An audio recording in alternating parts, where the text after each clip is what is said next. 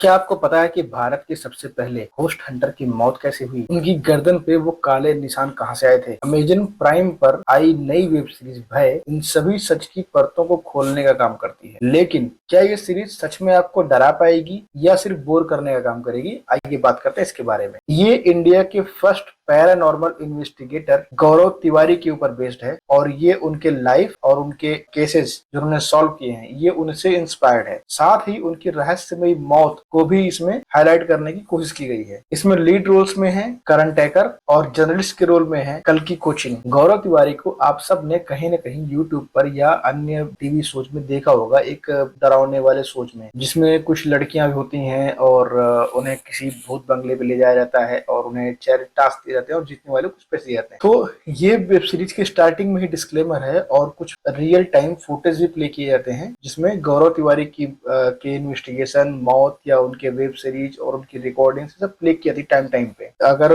गौरव तिवारी की बात करें तो वो एक पायलट थे और जैसे ही उन्होंने अपना पायलट का सर्टिफिकेशन पूरा किया या ट्रेनिंग पूरी की, उनको कुछ एहसास हुआ कि नहीं, उनका जो एक्चुअल कोर वो कहते हैं ना ट्रू कॉलिंग, वो जो है वो उनकी पैरानॉर्मल। फिर उन्होंने पैरानॉर्मल में इंटरेस्ट लिया और फिर पैरानॉर्मल ही करने लगे। उसके बाद वो पैरानॉर्मल में ये एक आम शो नहीं है जहां आपको वो सफेद कलर की भूतनिया या डरावनी चुड़ैले या अजीब अजीब से मेकअप वाले लोग दिखाई पड़ेंगे। नहीं, इसमें प्रॉपर साइंटिफिक तरीके से ईएमएफ या अन्य मशीनों का यूज करके जो एनर्जी को रीड करती हैं, थर्मल एनर्जी को रीड करती हैं, उनके थ्रू पैरानॉर्मल ऑब्जेक्ट्स या हम यूं कहें कि इंटिटीज से बात करते थे और उनकी जो भी प्रॉब्लम्स थी उनको सॉल्व करके उन्हें इस दुनिया से मुक्त करने का काम कर रहे थे। Honestly now coming to the performance, भाई करण की परफॉर्मेंस बहुत बढ़िया है। आपने इन्हें ऑलरेडी बिहार खाकी द बिहार चैप्टर में देखा हुआ है और इसके साथ ही वो और भी अन्य वेब सीरीज बहुत बढ़िया काम करते हैं। तो गौरव तिवारी की परफॉर्मेंस को लेकर कोई डाउट, कल्कि कोचिन का कमबैक हो रहा है बट शी इज फैंटास्टिक। इसके अलावा जो अन्य लोग हैं जो गौरव तिवारी की टीम में काम करते हैं उन सबकी एक्टिंग बहुत बढ़िया है। इसमें जो कुछ कुछ केसेज वो सॉल्व करते हुए दिखाए जाते हैं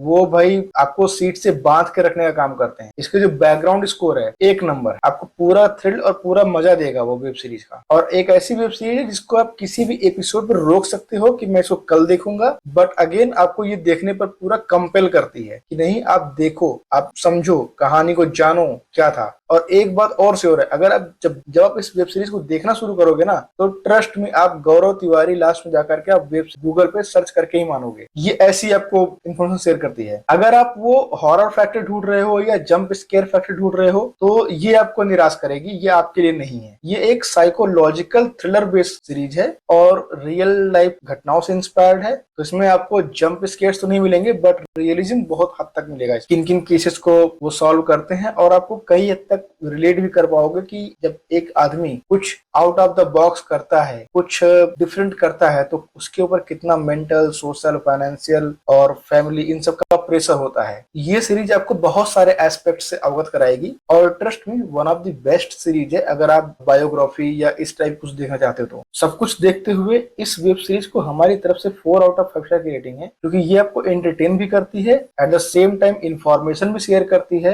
रियल टाइम की विजुअल है तो वो उसको और ऑथेंटिक बनाते हैं, प्लस कहानी बहुत टाइट स्क्रिप्ट है, कहीं भी मुद्दे से भटकती नहीं है। तो ये सब इसके बहुत बढ़िया प्लस पॉइंट्स हैं। तो ये था हमारा अमेजन एमएक्स प्लेयर पर आई भय का रिव्यू और ये सभी के लिए है। आप जाओ देखो, इसमें कोई गाली गलौज नहीं है, कोई एडल्ट सीन नहीं है, कुछ भी नहीं, बिल्कुल क्लीन फैमिली वॉच है। बिंदास देखो और फैमिली के साथ देखो। जल्दी मिलते हैं अगले रिव्यू के साथ, तब तक के लिए जय हिंद।